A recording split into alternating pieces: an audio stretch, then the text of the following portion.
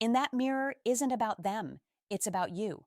This is where Stoicism enters the ancient art of emotional control, clarity, and detachment. Marcus Aurelius wrote, "If it is not right, do not do it. If it is not true, do not say it." Silence in its purest form is both right and true because it's the absence of manipulation, the refusal to beg for validation. It's raw honesty without words. But here's what most people never realize. The moment communication stops, psychology takes over. Let's break it down. When you stop contacting her, two forces begin to battle silently: your ego versus your peace. Your ego says, text her just one more message. She'll forget you. Your peace whispers, wait, observe. Let her feel your absence.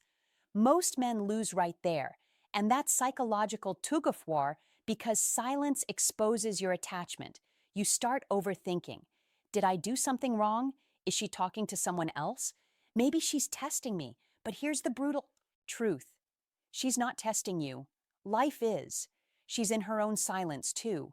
And inside her mind, another game begins, the avoidance cycle. At first, she feels relief, no pressure, no texts, no expectations. Then the day's out. That relief turns into curiosity, then into doubt, and eventually emotional craving. Because what once felt like freedom starts to feel like loss. The avoidant mind only understands your value in your absence. When you stop chasing, you stop feeding her ego. And suddenly, she's forced to confront the emptiness that your presence used to fill. Here's what most people miss. Silence is not passive. It's active energy. It's the moment when emotional balance resets, when all the chasing, all the effort, all the control starts to flip. You see, attraction and power are never static. They shift depending on who breaks the silence first. The one who stays silent longer isn't cold. They're centered. They've stopped negotiating their worth. They've stopped chasing the illusion of connection and started creating presence within themselves. When you stop reaching out, something profound happens. Your silence turns into a mirror that magnifies the other person's behavior. If she were genuine, she would start to notice your absence and reach out. If she were manipulative, she would seek attention elsewhere. Either way, silence exposes truth faster than words ever could. And that's the Stoic advantage, the ability to stand still while the world spins. Epictetus said, "It's not what happens to you, but how you react to it that matters."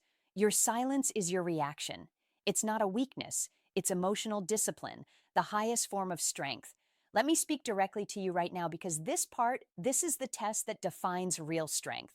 When you both stop contacting each other, your mind will crave closure. You want to explain, fix, or prove something. That's natural, the human side. But a Stoic understand that closure doesn't come from conversation. It comes from acceptance. Understand this. If someone truly values you, your absence will speak for you. You don't need to remind them of your worth. They'll feel it in your silence.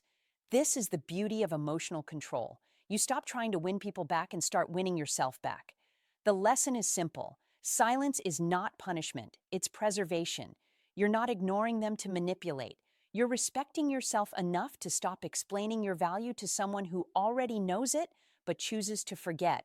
And that's where your power returns. Because when you stop reaching out, you're not losing them. You're reclaiming yourself.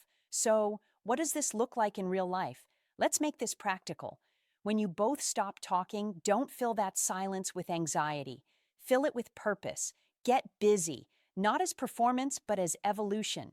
Go to the gym, read, build your body, sharpen your mind, master your craft.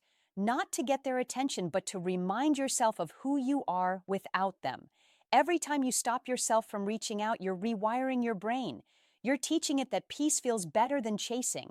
And here's the twist. That energy shift doesn't go unnoticed. People feel when your focus returns to you. Your silence becomes magnetic because it's no longer desperate. It's powerful. She starts to think, why isn't he texting me? Did he move on? Was he the one holding the real power all along? That's when the game flips because silence creates mystery and mystery fuels attraction. But here's the Stoic distinction. You don't use silence to get her back. You use it to get yourself back. When you start building yourself from within, you realize she was never the validation, only the reflection. As your energy stabilizes, you stop chasing outcomes and begin to embody peace. And, ironically, that's when the world, and sometimes even she, starts chasing you. So, let me ask you this. If you both stopped contacting each other right now, would your silence bring you peace, or would it expose your dependence? Because that answer, that's your truth. Most people struggle to handle silence because it forces them to confront themselves. But a Stoic, he welcomes it. Sadia Khan once wrote, "Nowhere can man find a quieter or more untroubled retreat than in his own soul." That's where you must live, in that inner fortress where no message, no delay, no rejection can shake your foundation. So the next time the contact stops, don't panic, don't chase, let silence speak. Because silence doesn't end stories, it reveals them. And in that stillness, remember you're not losing control, you're mastering it. If this message hit your mind and your soul, take a breath. And remember, silence isn't the please subscribe my channel and hit the bell icon. Thanks for watching. Sa paninda.